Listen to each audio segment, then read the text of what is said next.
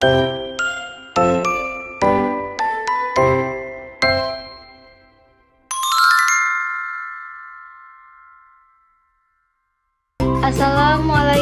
warahmatullahi ta'ala wabarakatuh. Perkenalkan, nama saya Nopariani. Saya dari kelas RA1 Manajemen Sumber Daya Manusia semester 5. Yang terhormat kepada Bapak Muhammad Teguh Setiadi, SEMM, CTMP, CMC, CPGAM, CPLM, CIB sebagai dosen pengampu. Saya di sini akan menjelaskan materi dari awal perkuliahan hingga pertengahan semester ini. Materinya yaitu mencakup ekosistem strategi MSDM dari navigasi global hingga kesejahteraan karyawan. Di slide ini saya akan menjelaskan tentang globalisasi Boardness Organization, yaitu materi dari kelompok 1, menekankan bahwa dunia saat ini menjadi semakin terhubung tanpa batas. Yang pertama ada faktor pendorong, yaitu kemajuan teknologi informasi dan persaingan bisnis internasional yang kompetitif. Yang kedua ada tantangan utama, yaitu pengelolaan keberagaman budaya dan mobilitas tenaga kerja lintas negara.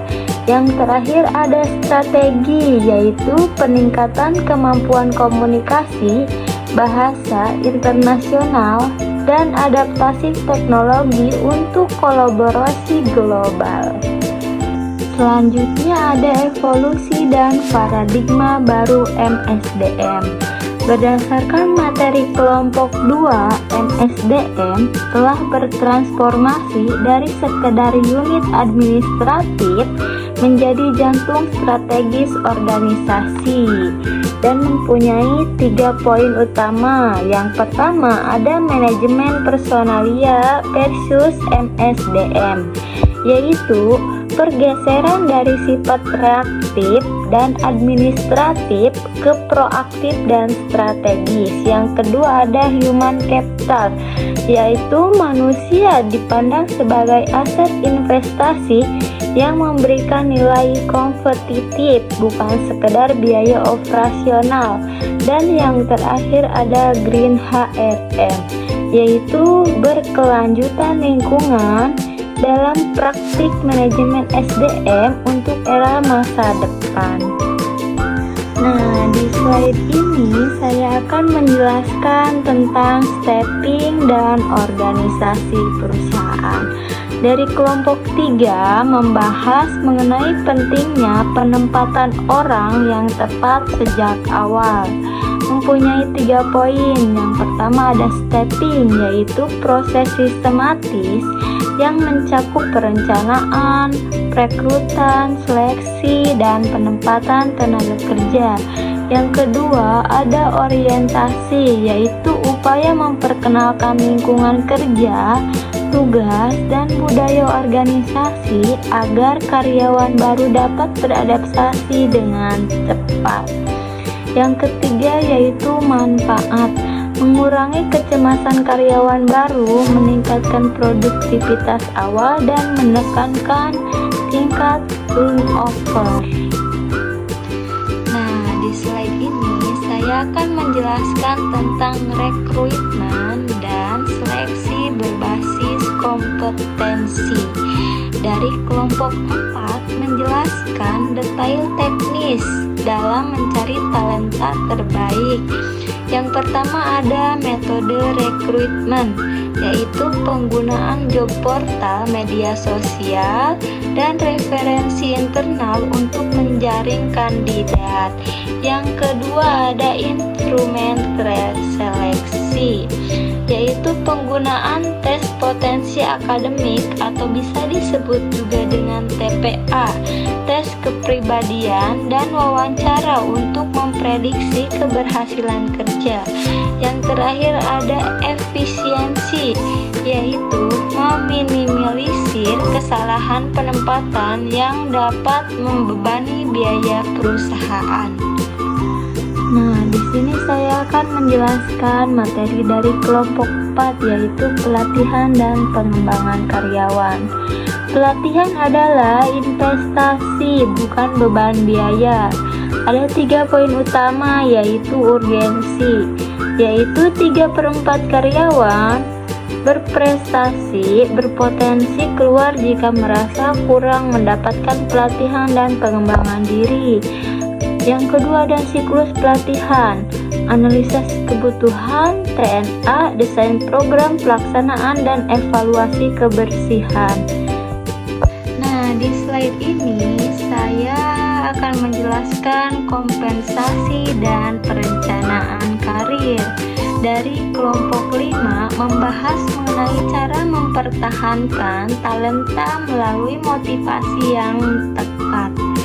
Yang pertama ada sistem kompensasi, yaitu harus memenuhi unsur keadilan internal dan kompetitif secara eksternal, atau bisa disebut juga gaji, tunjangan, dan intensif. Yang kedua ada reward, yaitu bentuk pengakuan atas kontribusi karyawan, baik bersifat finansial maupun non-finansial.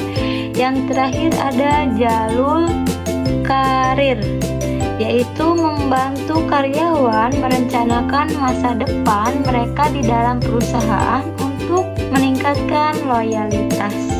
Selanjutnya, saya akan menjelaskan tentang hubungan kerja dan pemeliharaan SDM dari kelompok 6, yaitu menyoroti pentingnya stabilitas dan kesehatan dalam bekerja.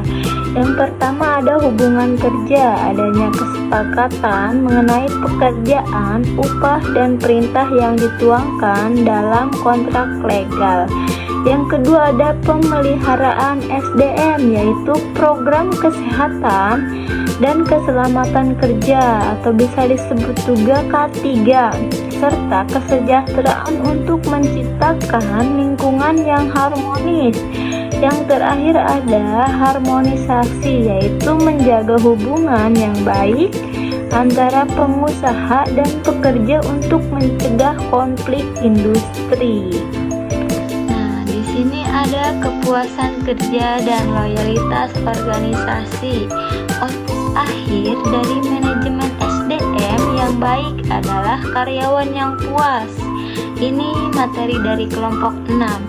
Ada indikator kepuasan, yaitu bekerja sesuai kemampuan, lingkungan sosial yang suportif, dan kompensasi yang layak.